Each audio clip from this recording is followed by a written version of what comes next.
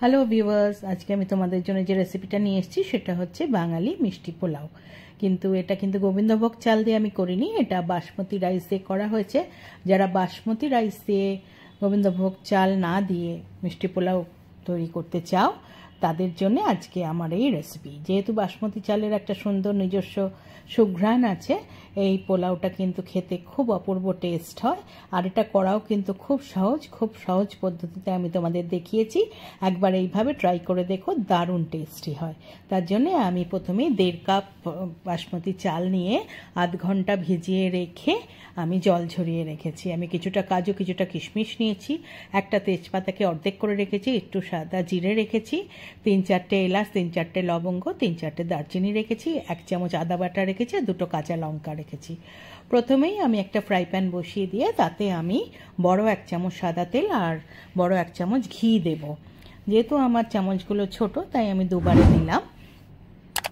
তো তেল আর ঘি ভালো করে গরম হবে, বেশ সুন্দর গন্ধ বেরোলে তার মধ্যে আমি ফোড়নের জন্য যা যা রেখেছিলাম, তেজপাতা, গরম মশলা আর সাদা জিরে সব দিয়ে দিলাম। দিয়ে এবার ভালো করে একটু মশলাটা ভাজা ভাজা হবে, সুন্দর সুঘ্রাণ বেরোবে, তখন তার মধ্যে আমি যে কাজু কিশমিশটা রেখেছি সেগুলো দিয়ে দিলাম। দিয়ে গ্যাস কিন্তু একদম মিডিয়াম থেকে স্লো করে দিতে হবে, যাতে কাজু কিশমিশটা পুড়ে না যায়। সুন্দর করে কাজু কিশমিশটা একটু ভাজা ভাজা করে নিয়ে তার মধ্যে যে আদা বাটাটা আমি রেখেছি সেটা দিয়ে দিলাম।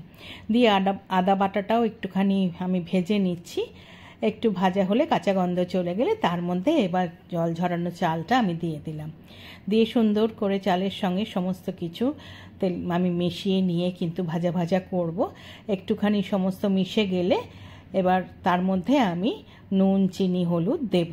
আমি দেখো একটু মিশিয়ে নিয়ে এইবার আমি এর মধ্যে 1 চামচ নুন দিলাম, আমি 2 চামচ মতো চিনি দিলাম, যেহেতু এটা মিষ্টি পোলাও তাই একটু মিষ্টি মিষ্টি হবে, আর 1/2 চামচ মতো হলুদ দিলাম। এইবার এই সমস্ত কিছু দিয়ে আমি সুন্দর করে কিন্তু আবার মিশিয়ে নেব। নিয়ে প্রায় 2 থেকে 2.5 মিনিট কিন্তু চালটা ভাজা ভাজা করতে হবে, বেশ স্বচ্ছ হয়ে যাবে, যেরকম আমরা গোবিন্দভোগ চালটাও ভেজে নিয়ে করি ঠিক সেইভাবে। আমি এইদিকে যেহেতু 1.5 কাপ চাল নিয়েছি, আমি 3 কাপ জল নিয়ে সেটা গরম হতে বসিয়ে দিয়েছি।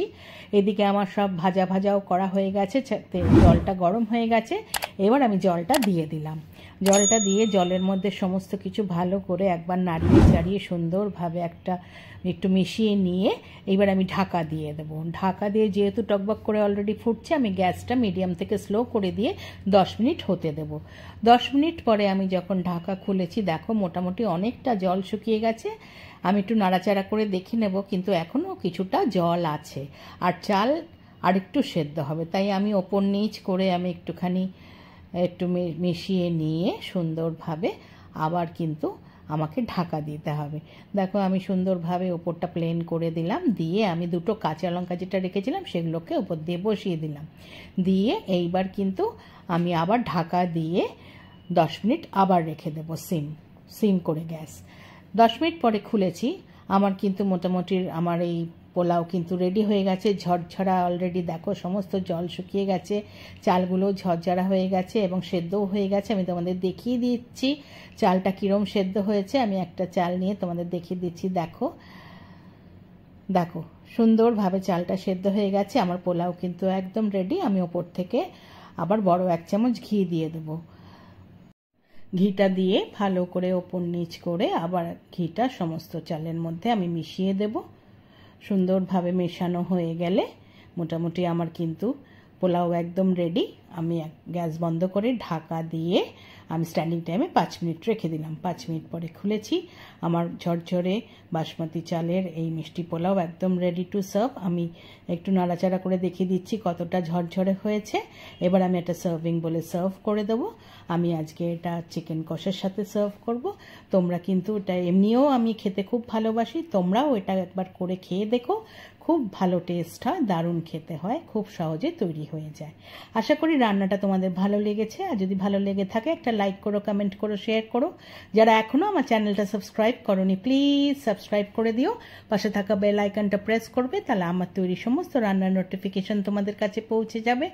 আবার নতুন নতুন রান্না নিয়ে তোমাদের কাছে আসবো। আজকে তাহলে চলি, তোমরা ভালো থেকো, টাটা।